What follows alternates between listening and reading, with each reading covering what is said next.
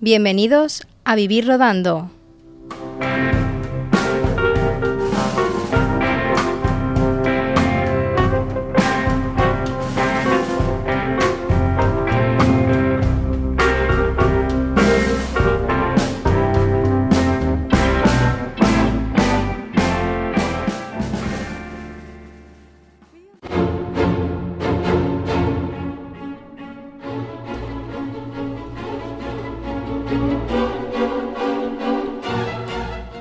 Ha habido buenos y malos directores de cine y después los ha habido míticos, cuyo cine se ha convertido en leyenda. John Ford, Ingmar Bergman, Orson Welles y nuestro invitado de hoy, el maestro del suspense, Alfred Hitchcock.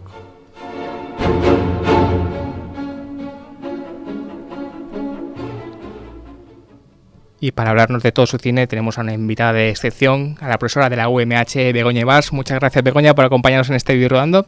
Hola, buenos días. Bueno, Begoña, ¿qué es lo que más destacarías del cine del director británico? Bueno, pues como has dicho, es el maestro del suspense y es algo que está presente en toda su filmografía, básicamente, a excepción de algunas películas que están más enfocadas a lo anormal, al cine de psicosis, a los sueños y demás. Podríamos centrar casi toda su obra en el cine de suspense. ¿Y qué destacarías de esas películas? ¿Qué es el suspense? Bueno, realmente para Hitchcock el suspense lo utilizaba más pues para mantener la atención del público. Es la técnica que él ha estado empleando básicamente. Hacerse al público en el bolsillo, haciéndole partícipe en todo el film. Dentro del suspense sí que podemos ver en sus películas o diferenciaciones que él ha hecho en algunas entrevistas entre el suspense, lo que puede ser la sorpresa, que muchas personas o mucho público sí que lo confunde con el suspense. El suspense también hay veces que lo vinculamos directamente con el miedo y hay veces hay suspense pero no realmente tiene que haber miedo, etcétera.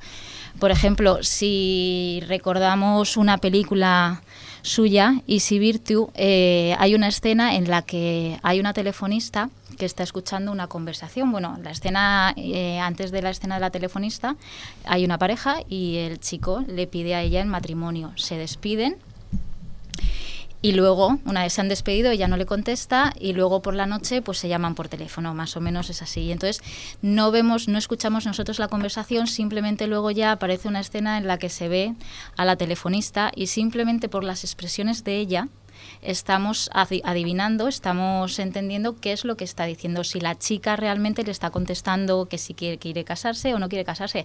Ahí él está generándonos un suspense, nos está manteniendo alertas de lo que está sucediendo. Obviamente nosotros sabemos ya la pregunta anterior, tenemos cierta información, pero ahí, por ejemplo, pues no es una escena de suspense, de terror o de pánico o de miedo como hay en otras de sus películas. Y podemos hablar del famoso MacGuffin, que era mantener al espectador con un qué, que era algo que perseguían los protagonistas, ¿no? Realmente es un vacío. El MacGuffin, él lo utiliza, es un término que además es suyo y cuenta una curiosa historia y realmente es mantener la trama, es decir, ir dirigiendo a los personajes, ir continuando esa trama centrada en algo que realmente no tiene ninguna importancia, no tiene ningún sentido. Si, por ejemplo, recordamos la película de 39 escalones, todo va centrado en Mr. Memory, pero realmente qué es lo que tenía que recordar o qué es lo que podía recordar o cuál era el secreto que podía o no decir, no llega, en ningún momento llega realmente a esclarecerse. Entonces va todo centrado en esta idea, o sea, en este concepto, ¿no? Realmente el mensaje que podía transmitir él, pues no llegamos a conocerlo o no tiene importancia dentro de la trama de la película. Otro ejemplo también, por ejemplo, con La muerte en los talones, hay, realmente, ¿qué es lo que querían averiguar los espías? A él lo confunden con un espía y demás, pero no llegamos nunca a saber qué es lo que está dirigiendo, o sea, cuál es la idea de ese concepto, ¿no? de lo que buscan. También, por ejemplo, estos son algunos ejemplos. Algunos críticos le han tachado de que realmente en sus películas, también por la idea del MacGuffin, no se está diciendo nada, o Hitchcock no dice nada, y él, por ejemplo, ahí se defiende diciendo realmente que él no quiere decir nada, a él no le importa realmente en qué consiste ese secreto o ese documento, sino a él lo que le importa es mostrar, y realmente es lo que hace. Él, dentro de todas sus películas, se está dedicando exclusivamente a la expresión, domina dentro de lo que es, pues domina tanto el guión como los vestuarios, como la fotografía, como la composición, etcétera, pero a él lo que le interesan son todas estas formas visuales, no le interesan en sí hacer una reproducción fiel al guión literario, etcétera. Sí, porque bueno, tenemos multitud de ejemplos de, a lo mejor, historias bastante discutibles en el cine de Hitchcock, salvados por su poderío visual. Ponemos Psicosis, que es un thriller que seguramente si se hiciera ahora mismo sería un thriller barato de serie B, salvado por el talento visual, la escena de lucha, el asesinato de Martin Balsam en las escaleras. O sea que Hitchcock quería mostrar todo con imágenes. Todo con imágenes. De hecho, bueno, él empieza con el cine mudo. Y bueno, muchos cineastas lo han afirmado así, y es que la expresión pura cinematográfica se apoya en el cine mudo. En el momento en el que se pasa al sonoro, está decayendo bastante. Directamente en ese paso del cine mudo al sonoro, el cine cambia totalmente. En el rectángulo de la pantalla, en el encuadre, ya no estamos viendo esas expresiones visuales, sino que sufre como una especie de declive más enfocado hacia el teatro. Ahí hay un cambio. Entonces, ¿qué ocurre? Hitchcock ha nacido con el cine mudo y ha sido lo que él ha tratado de transmitir en todas sus películas. La crítica sí que la ha sancionado mucho por no ceñirse a lo mejor al guión, tanto a la literatura como a esas expresiones visuales. De hecho, hay una frase que puede hacerse extensible a muchos otros campos, que nos dice que al público, si le das algo de forma visual, se va a acordar y lo va a aceptar mejor que si se lo estás contando. Es muy curioso lo que dices de la crítica, ¿no? Porque es verdad que Hitchcock podríamos equipararlo ahora a un director comercial. Hacía películas con cadáveres, con sangre, entre comillas, claro, no salía sangre, y eran películas que tenían a lo mejor cierto éxito de taquilla, pero los críticos de esa época jamás lo vieron como un director de arte. Solo hay que ver que la Academia jamás nunca le dio el Oscar, y siempre fue un director diciendo, bien, estas películas están bien, son entretenidas, son thrillers, pero jamás le dieron la categoría de director-autor. Sí. Pues es un poquito lo de antes. Realmente el crítico se está apoyando más que en la técnica cinematográfica. Muchas veces cuando está criticando, está haciendo esa crítica dirigida pues a la verosimilitud a lo mejor de la obra con el guión literario o a la de la realidad. Él, por ejemplo, respecto a la realidad, él decía que para rodar una escena muy real, para eso tiene cada persona pues lo que vive diariamente dentro de su casa, en la calle, etcétera. Entonces, no es que él haya estado haciendo cine a lo mejor fantástico, para nada, pero sí que a lo mejor le ha dado esa visión, y si para utilizar una buena cinematografía ha tenido que en algunas ocasiones quitar un poquito de realismo, o sea, de realidad, pues sí que lo ha hecho. Pero él realmente es que se ha estado apoyando en esas técnicas cinematográficas. En ese sentido, ha hecho ese tipo de cine. Sí, hablamos también, ya que hablamos de la parte visual, solo dar un apunte, ¿no? Que con él trajo uno de los mejores compositores de la historia de la música, que era Bernard Herrmann. Bueno, no hay que decir, ¿no? Psicosis, con la muerte de los talones, que apoyaba mucho esas imágenes poderosas con la música. Pero también hablamos fuera de micro de que los personajes de Hitchcock no están elegidos al azar, ¿no? No, él sí que ha tenido una serie de personajes, sí que le ha costado mucho llegar a una selección, y siempre, no están elegidos al azar para nada, aunque a veces han sido impuestos, pero sí que es cierto que ha tratado de elegir personajes que estuviesen identificados, o su trayectoria ya en el cine estuviese un poco identificados con el papel que fuesen ellos a interpretar. Es decir, pues si necesita un galán, pues qué mejor que Cary Grant, que ya ha venido viene con ese currículum. Así, de esa forma, él lo que siempre ha tratado ha sido de dar una imagen muy clara y muy sencilla del mensaje que quería transmitir a su público. Si venía ya si por ejemplo para interpretar un papel de galán venía Cary Grant, ya directamente ese público lo iba a asociar en ese papel. A ese protagonista ya le iba a dar esa característica. O sea que hablamos de que en realidad Cary Grant, cuando salía, yo que sé, en Encadenados o con La muerte de los talones, en realidad estaba haciendo el mismo personaje película tras película, ¿no? Sí, es posible. O James Stewart, el hombre que sabía demasiado, o cualquiera de las multitud de películas, porque es ahora dejar un apunte sorprendente como James Stewart trabajó tanto con Hitchcock, un director que habló de la violencia, que habló de thrillers, un actor con una cara de tan buena persona como James Stewart, ¿no?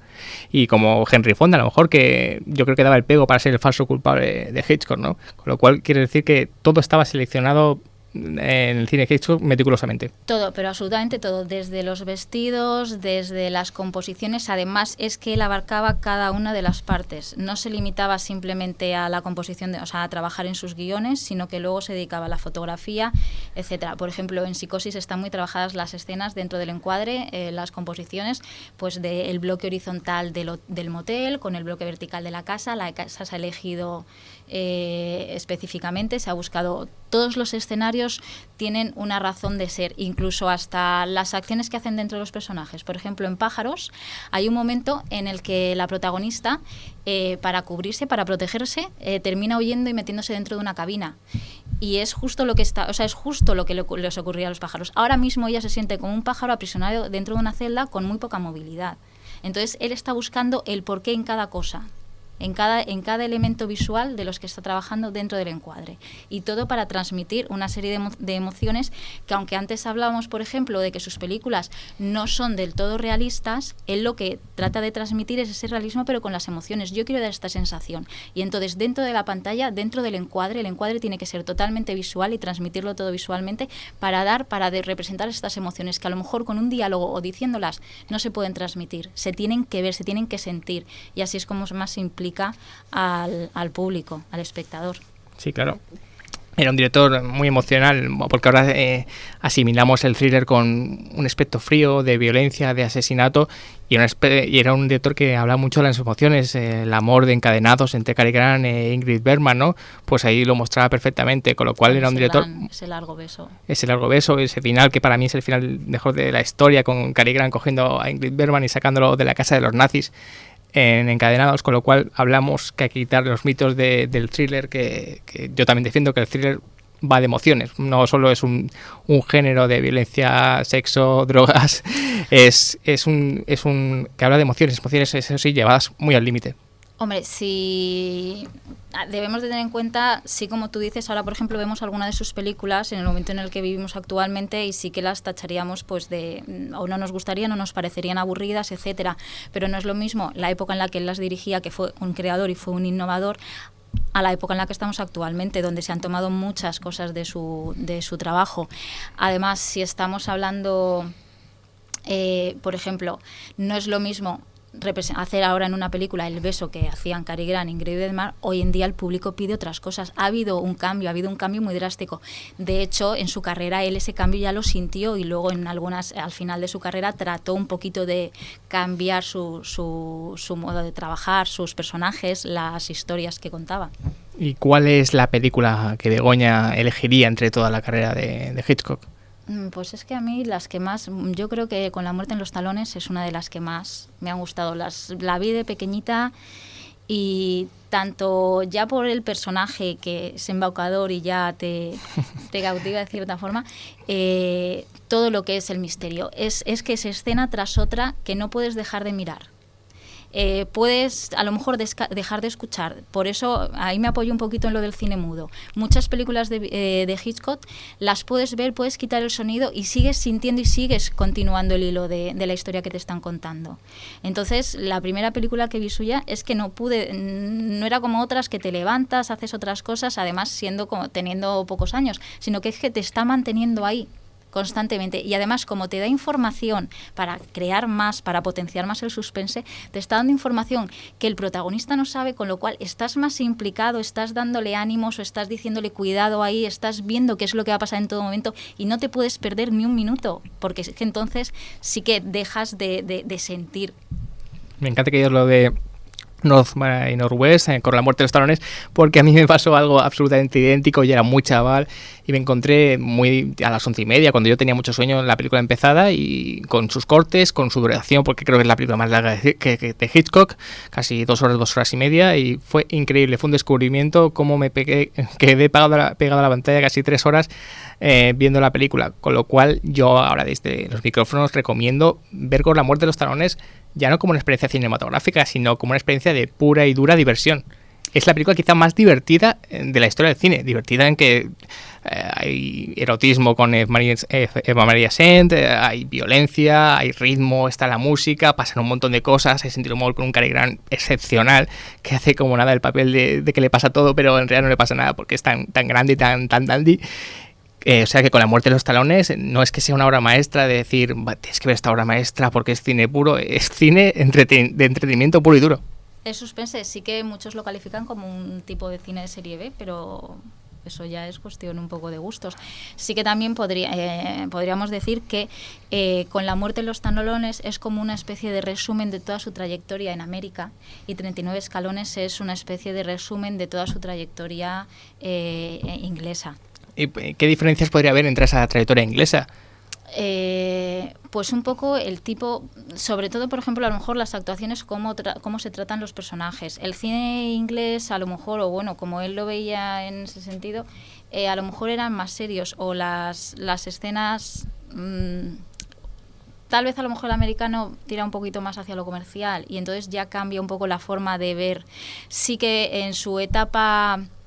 En el cine americano él se siente más libre y más abierto a hacer otro tipo de proyectos, ¿vale? Introducir cosas nuevas, experimentar mucho más, pero toda la base cinematográfica sí que es cierto que la ha cogido desde que rodó The Lodger, una de su primera película.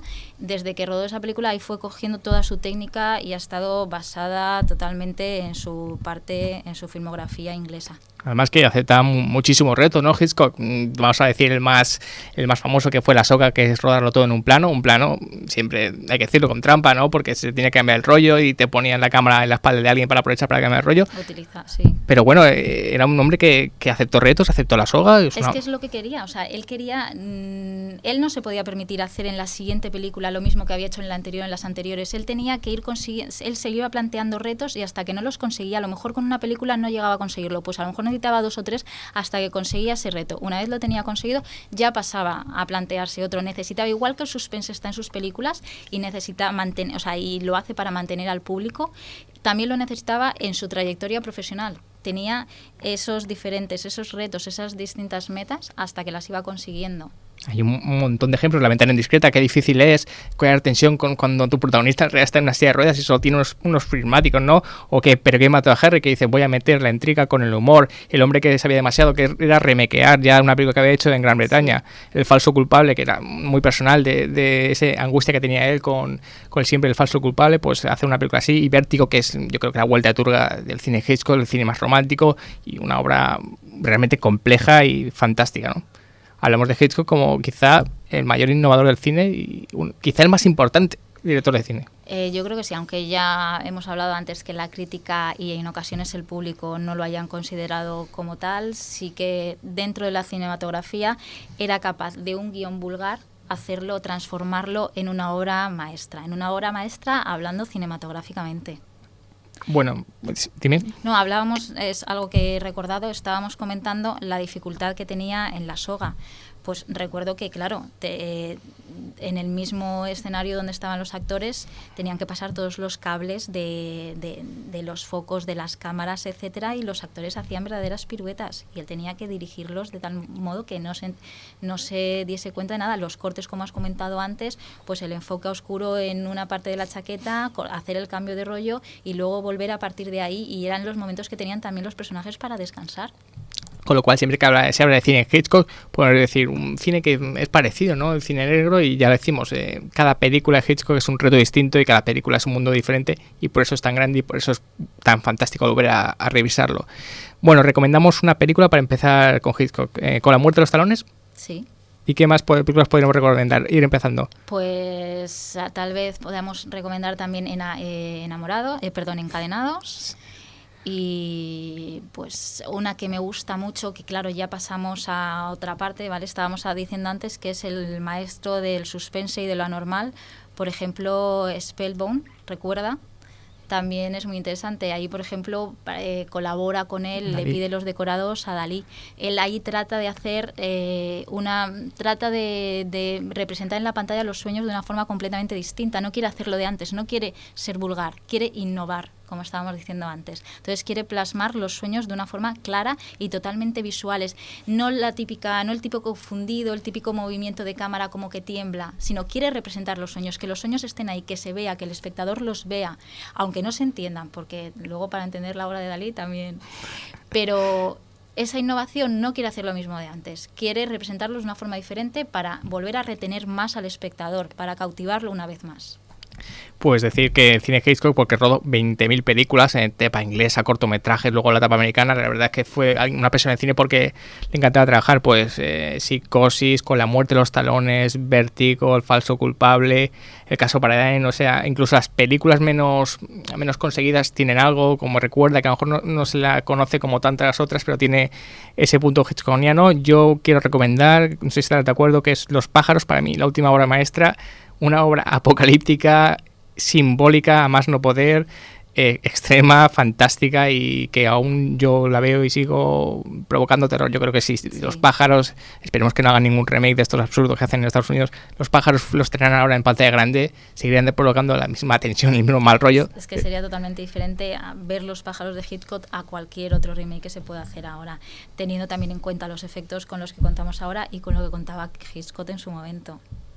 Bueno, Begoña, si quieres animar, aportar algo más, ya llegamos al final. No, pues ya que estábamos hablando un poquito de su obra, hacer un pequeño apunte. Por ejemplo, él tiene muchas historias que no ha podido meter en sus películas o que luego los productores se las han echado atrás. Algunas pequeñas, algunas escenas pequeñitas y demás. Entonces luego él ha creado sus propias series en Hombre, las que ha ido metiendo. Muy bien. Nos íbamos a ir sin hablar de la parte televisiva de que eran Los misterios de Alfred Hitchcock. Presenta, y yo recuerdo de pequeña que lo hacían, me parece, los lunes por la noche o algo de eso, y es que era esa cita con la tele que no te podías ir a dormir, tus padres diciéndote vete a la cama, y tú hasta que no veías el trocito de Hitchcock en el que veías esa pequeña escena, totalmente curiosidades, cosas que jamás te hubieses imaginado, también dependiendo de la edad. A mí es que me impactó ya. Creo que esos misterios de Alfred Hitchcock presenta son quizá el divertimento, ¿no?, del director británico. Él se involucraba mucho en sus películas, muy perfeccionista, y tenía esa una hora para contar una pequeña historia de terror divertida que daba vueltas. Ahí además participaron actores famosísimos, John Huston, Peter Lorre, me recuerdo que participaron, y era para divertirse, ¿no? Y era fantástico ese aspecto televisivo. Pues recomendamos las películas y recomendamos a Alfred Hitchcock presenta pequeñas piezas de terror televisivo. Seguro que en DVD debe estar. Begoña Ibars, muchísimas gracias por traernos al director británico aquí a Vivid Rodando. Encantada. Tenemos con nosotros a Elisabet Aribao y Daniel Dilar, los creadores de este fantástico proyecto incipiente en Alicante que se llama La Curiosa. Daniel, Elisabet, buenos días. Buenos días, Raúl. Bueno, muchas gracias por atender a los micrófonos de Vivid Rodando. ¿Cómo surge este proyecto de La Curiosa? Decidme. Pues sí, pues mira, la Curiosa surge hace un año y medio aproximadamente, en el que Elisabet y yo, que nos conocemos hace muchísimos años, somos asiduos a eventos culturales, pues que queríamos hacer un evento y nos encontramos con un problema importante, que para promocionarlo, para comunicarlo, pues nos costaba más dinero eso que el propio evento, ¿no? Entonces nos dimos cuenta que quizás en Alicante pues hiciera falta pues un medio que publicara y promocionara de alguna forma gratuita pues y rápida las actividades culturales. Y bueno, y entonces pues pensamos y decimos, oye, ¿por qué no hacemos un medio así, ¿no?, que actualizara diariamente la información, que no solo fuera una agenda, sino que también pues cubriera los eventos que se hacían, que se entrevistara a los organizadores, a los participantes, que conociera la opinión del público asistente, y de ahí nació La Curiosa realmente, que comenzó siendo un proyecto para convertirse en unos meses en una realidad, ¿no? Casi somos omnipresentes, ¿no?, en la vida sociocultural de la provincia, ahí estamos casi siempre. ¿Y cómo planificáis vosotros, que sois amateurs, para crear esta agenda? ¿Cómo os movéis? ¿Con quién os informáis? ¿Con quién os entrevistáis para saber dónde está lo que se mueve en la provincia de Alicante? Sí. Pues nosotros contamos ya con nuestras propias fuentes y con personas pues que son asiduas también a enviarnos toda la información, ¿no? Entonces también ayuda un poco, pues Alicante es pequeño y ya pues empezamos a conocer a toda la gente que se ocupa pues de mandar la información, las ruedas de prensa, de eventos y demás. Entonces por eso tenemos la agenda cultural completa, y luego en el caso de los eventos pues lo mismo, viene por parte de prensa, así es que haciendo contactos. Bueno, hay que decirle a los oyentes que es La Curiosa con K. Cuando estén escuchando una entrevista diciendo ¿dónde puedo ver todos estos eventos? Pues hay que crear La Curiosa con K, lacuriosa.com. Y teníais una especie de colaboración muy interesante con la FNAC, ¿no? Porque habéis hecho como una especie de casting para reporteros, para que la Curiosa TV. Sí. Bueno, la Curiosa TV, lo primero es una sección que iniciamos con un par de vídeos sencillos, pero nos hemos dado cuenta que tiene muchísimas visitas y entonces decidimos, con la colaboración de la productora Al Igual Producciones, decir, oye, vamos a potenciar esta sección, ¿no? Y ya pues hemos querido material audiovisual, hemos hecho, y le propusimos a la FNAC si nos podían ceder el espacio, para el espacio tan interesante que tienen allí en el Boulevard, si nos podían ceder el espacio para hacer un casting público, ¿no? De reporteros y presentadores, y bueno, pues salió estupendo y hemos encontrado gente magnífica, ¿no? Que ya nos va a acompañar en todos esos programas, reportajes, encuestas que queremos hacer con la Curiosa TV. La verdad es que estuvo muy bonito, muy entretenido y muy divertido, ¿eh? Hubo de todo. ¿Y cómo estáis viendo la respuesta del público a este nuevo proyecto? Pues realmente estamos sorprendidos, así te lo digo, sorprendidos. Yo creo que la idea original que tuvimos de decir, oye, falta algo que cubra, ¿no? Resulta que es cierta, resulta que era un proyecto acertado, ¿no? Entonces estamos sorprendidos de la aceptación, vamos con las cámaras y desde los coches, los curiosos, o sea, muy bien, ¿no? Visitas a reventar, ya te digo, creciendo sorprendentemente, estamos muy contentos, la verdad. ¿Y cuál sería vuestro futuro? ¿Cuál sería el futuro de la Curiosa? ¿Cómo queréis expandiros? Bueno. Muchos proyectos, me parece. De muchas formas, la verdad. En principio, pues seguir con la dinámica que llevamos, seguir creciendo con la TV Online, la Curiosa Online, y bueno, tenemos también muchos proyectos en mente. Ahora vamos a tener la revista, la Curiosa va a salir para que la gente pues pueda verla en la calle, y luego también tenemos una plataforma que es Jóvenes Creadores, que también queremos potenciar un poco más de lo que la tenemos ahora en el diario digital. Bueno, te explico brevemente. La plataforma de promoción de jóvenes creadores de la provincia de Alicante es una forma de promocionar a los jóvenes artistas de forma gratuita para que se les puedan ver pues sus trabajos, y que disponen de un medio y una oportunidad para exponerlo y darlo a conocer sus creaciones, ¿no? Y eso también lo queremos potenciar con otros proyectos que tenemos en mente, aparte de otros eventos y demás. Que pues poquito a poco, pero con muchas cosas en la mente. Elizabeth, nos has explicado un poco la revista. Cuéntanos un poco más, porque parece ser que meterse en el mundo ahora de las revistas o de la prensa puede ser un poco suicida. ¿Y cómo vais a moveros en ese mundo? Sí, la verdad es que somos un poco suicidas, ¿no? Eso para empezar. Pues no sé, la Curiosa Magazine queremos que sea un brazo más, no que sea el único brazo, ¿no? Entonces es una apuesta que hacemos nosotros, pero date cuenta que tenemos el respaldo de muchísimos colaboradores, muchísimas entidades que apoyan el proyecto. La cosa está como está, pero si todos nos quedamos parados, pues no salimos, ¿no? Entonces pues nosotros pues nos ponemos nuestro granito de arena para que vayamos empezando todos a salir de este susto colectivo que hay, ¿no? Entonces va a ser una revista mensual gratuita, independiente, obviamente, y con una tirada grande que se va a repartir en toda la provincia. Estará en la calle, esperamos para este mes de diciembre ya. Bueno, estamos deseando tenerla entre las manos. Ya te digo. Aquí en Luis Rodando nos encantan los proyectos suicidas. Entonces fíjate que todavía no está en la calle y ya tenemos suscriptores. Pues cuenta con uno más, Dani. Gracias, hombre. Dani, Elizabeth, nos gustaría estar más tiempo charlando con vosotros, pero se acaba el tiempo de Vivir Rodando. Muchísimas gracias por esta iniciativa, por mover el ocio de la cultura alicantina. Estoy con vosotros, que hay mucha gente que quiere hacer que Alicante sea un referente cultural. Dani, Elizabeth, muchas gracias y mucha suerte con esta La Curiosa, lo curioso con K, lacuriosa.com. Nada, muchas gracias a vosotros y a seguir siendo curiosos, como siempre. Muchas gracias. Hasta luego. Hasta luego.